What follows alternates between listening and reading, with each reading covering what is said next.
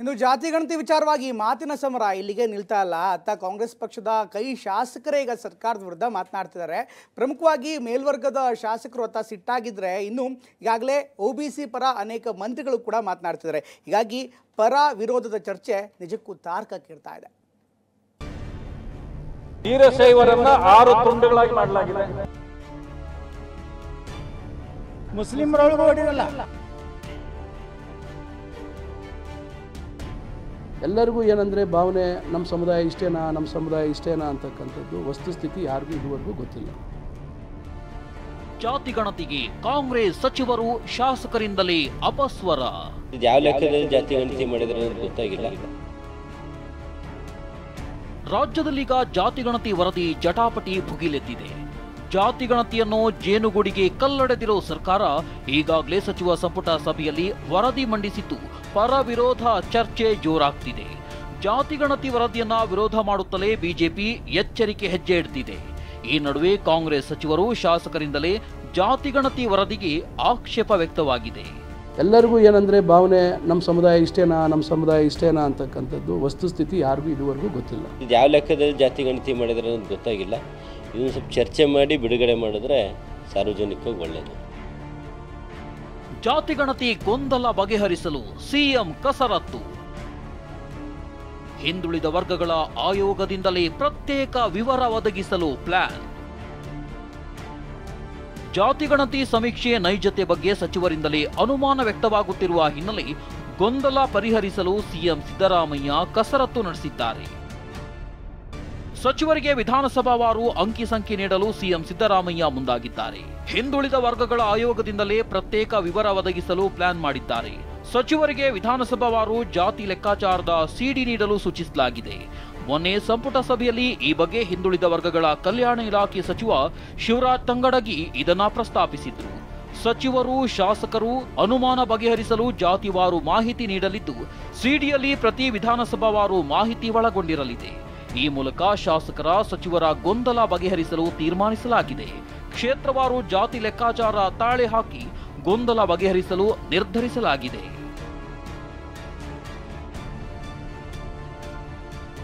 ಮುಸ್ಲಿಮರಿಗೆ ಯಾಕೆ minority status ಎಂದ ಆರ್ ಅಶೋಕ್. ಇದು ಔಟ್ಡೇಟೆಡ್ ರಿಪೋರ್ಟ್ ಎಂದ ವಿಜಯೇಂದ್ರ. ಜಾತಿ ಗಣತಿ ವರದಿಯ ಸಾಧಕ ಬಾಧಕಗಳ ಬಗ್ಗೆ ಚರ್ಚಿಸಲು ಬಿಜೆಪಿ ಪಕ್ಷದ ಕಚೇರಿಯಲ್ಲಿ ಸಭೆ ನಡೆಯುತ್ತಿದೆ. ಈ ನಡುವೆ ವಿಪಕ್ಷ ನಾಯಕ ಆರ್ ಅಶೋಕ್, ರಾಜ್ಯಾಧ್ಯಕ್ಷ ವಿಜಯೇಂದ್ರ, ಛಲವಾದಿ ನಾರಾಯಣಸ್ವಾಮಿ ಜಾತಿ ಗಣತಿ ವರದಿ ಬಗ್ಗೆ ತಮ್ಮದೇ ರೀತಿ ಕಿಡಿಕಾರಿದ್ದಾರೆ.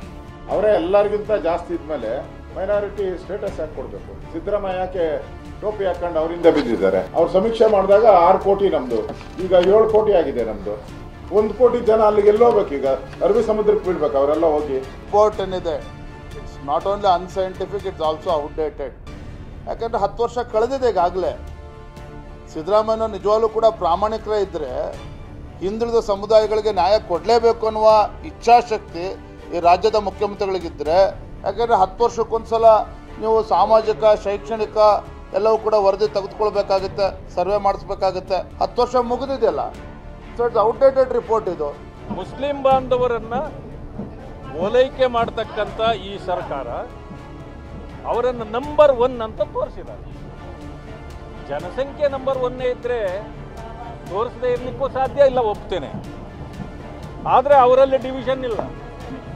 ವೀರಶೈವರನ್ನ 6 ತುಂಡುಗಳಾಗಿ ಮಾಡಲಾಗಿದೆ, ಒಕ್ಕಲಿಗರನ್ನ ತುಂಡುಗಳಾಗಿ ಮಾಡಲಾಗಿದೆ, ಪರಿಶಿಷ್ಟ ಜಾತಿಗಳನ್ನು ತುಂಡುಗಳಾಗಿ ಮಾಡಲಾಗಿದೆ. ಇನ್ನೊಂದೆಡೆ ಬಿಜೆಪಿ ಸಂಸದ ಡಾಕ್ಟರ್ ಸುಧಾಕರ್ ಈ ವರದಿ ಜಾರಿಯಾದ್ರೆ ಮುಂದೆ ರಕ್ತಪಾತವಾಗುತ್ತೆ ಅಂತ ಎಚ್ಚರಿಕೆ ನೀಡಿದ್ರೆ ಇದರಿಂದ ವೈಮನಸ್ಸು ಸೃಷ್ಟಿಯಾಗುತ್ತೆ ಅಂತ ಸಂಸದ ಡಾಕ್ಟರ್ ಮಂಜುನಾಥ್ ಹೇಳಿದ್ದಾರೆ. ಬ್ರಾಹ್ಮಣರನ್ನು ಅಲ್ಪಸಂಖ್ಯಾತರೆಂದು ಘೋಷಿಸುವಂತೆ ಯತ್ನಾಳ್ ಒತ್ತಾಯಿಸಿದ್ದಾರೆ. ಲಿಂಗಾಯತ 11% ಏನೋ ಇರೋದು, ಒಕ್ಕಲಿಗರ 10% ಏನೋ ಇರೋದು. ಏನು ನಿಮ್ಮ ಉದ್ದೇಶ? ನಮ್ಮನ್ನೆಲ್ಲ ತುಳಿದು ಆಳ್ಬೇಕು ಅಂತಿದ್ದೀರಾ? It is a bogus report. I am telling you, it is a big joke. ಇದನ್ನೆಲ್ಲ ಕೂಡ ಸಹಿಸ್ಕೊಂಡು ಕೂತ್ಕೊಳ್ಳೋಕ್ಕಾಗಲ್ಲ. ಇವ್ರು ಮಾಡ್ತಾ ಇರೋ ಕೆಲಸ ನೋಡಿದ್ರೆ ನಾಳೆ ದಿವಸ ರಕ್ತಪಾತ ಆಗ್ತದೆ, ರಾಜ್ಯದಲ್ಲಿ ರಕ್ತಪಾತ ಆಗ್ತದೆ. ಇವ್ರಿಗೇನಾದರೂ ಮಾನ ಮರ್ಯಾದೆ ಇದೆಯಾ?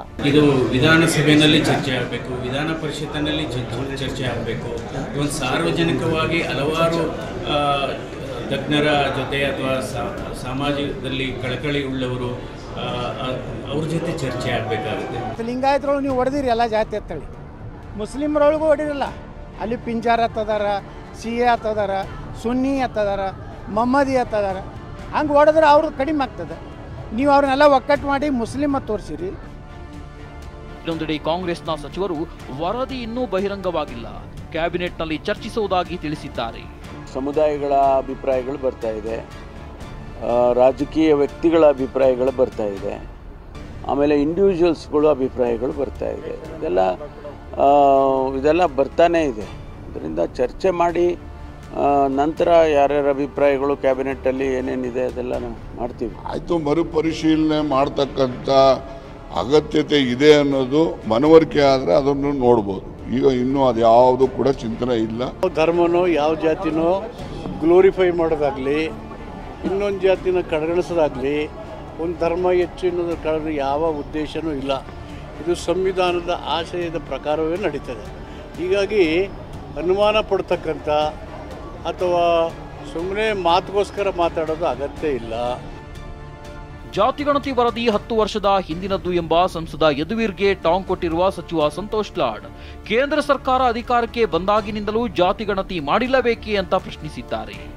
10 ವರ್ಷ ಹಿಂದೆ ಇದ್ದಿದ್ದ ಜನಸಂಖ್ಯೆ ಇವತ್ತು ಏನು ಅವ್ರು ಮಂಡಿಸ್ತಾ ಇರೋದಂತ ಅದ್ರ ಹೇಳೋ ಪ್ರಕಾರ ಅಂದಾಜು ಮೇಲೆ ಮಾಡ್ತಾ ಇದ್ದಾರೆ ಅಂತ. ಅಂದರೆ ಹಿಂದೆ ಇರೋದು ಮತ್ತು ಇವತ್ತಿನ ಜನಸಂಖ್ಯೆ ಅಂದಾಜು ಮೇಲೆ ಅವರು ಈ ವರದಿಯನ್ನು ಮಂಡನೆ ಮಾಡ್ತಾ ಇದ್ದಾರೆ. ಅದು ವೈಜ್ಞಾನಿಕವಾಗಿ ಆಗಿದೆಯೋ ಇಲ್ವೋ ಅಂತ ಪ್ರಶ್ನೆ ಮಾಡಬೇಕಾಗಿರೋದು ಎಲ್ಲರೂ ಕೂಡ. ಅದರ ಜೊತೆಗೆ ಅನೇಕ ಪ್ರಶ್ನೆಗಳಿದ್ದಾವೆ, ಆದರೆ ಇದು ಬಹಿರಂಗವಾಗಿ ಇನ್ನೂ ಆಚೆಗೆ ಬಂದಿಲ್ಲ.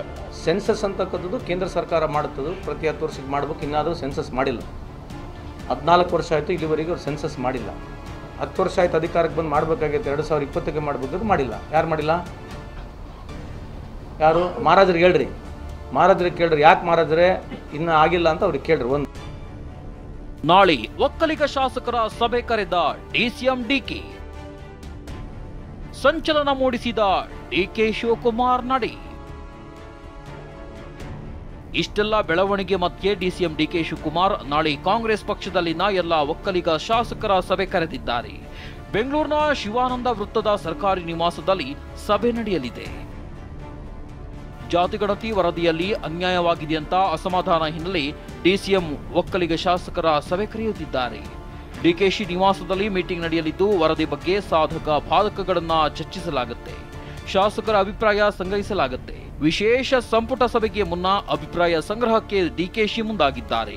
ನಾನಿನ್ನ ಓದ್ತಾ ಇದ್ದೀನಿ, ಅಧ್ಯಯನ ಮಾಡ್ತಾ ಇದ್ದೀನಿ. ನಾಳೆ ಕೆಲವೆಲ್ಲ ನಮ್ಮ ಶಾಸಕರುಗಳನ್ನು ಕರೆದಿದ್ದೀನಿ, ಅವರು ಕೂಡ ಚರ್ಚೆ ಮಾಡ್ತೀವಿ. ಚರ್ಚೆ ಮಾಡಿ ಎಲ್ಲರ ಗೌರವನ ಯಾವ ರೀತಿ ನಾವು ಕಾಪಾಡಬೇಕು, ಯಾರ ಮನಸ್ಸಿಗೂ ನೋಯಿಸಬಾರ್ದು, ಆ ರೀತಿ ನಾವು ಏನು ಸಲಹೆ ಕೊಡಬೇಕು. ಮುಂದಕ್ಕೆ ನಾವು ಇನ್ನೂ ಅಧ್ಯಯನ ಫುಲ್ ಮಾಡೋಕ್ಕಾಗಿಲ್ಲ ಅಂತ ಕೇಳಿ ನಾನು ಕೆಲವನ್ನೆಲ್ಲ ಕರೆದು ಒಪಿನಿಯನ್ ತೆಗೆದುಕೊಳ್ತೀನಿ. ಮತ್ತೊಂದೆಡೆ ನಾಳೆ ಕುರುಬರ ಸಂಘ ಮತ್ತು ಶೋಷಿತ ಸಮುದಾಯಗಳ ವೇದಿಕೆ ಕೂಡ ಸಭೆ ಕರೆದಿದ್ದು ಜಾತಿ ವರದಿ ಬಗ್ಗೆ ಚರ್ಚಿಸಲಿದ್ದಾರೆ. Bureau report, ಟಿವಿ9.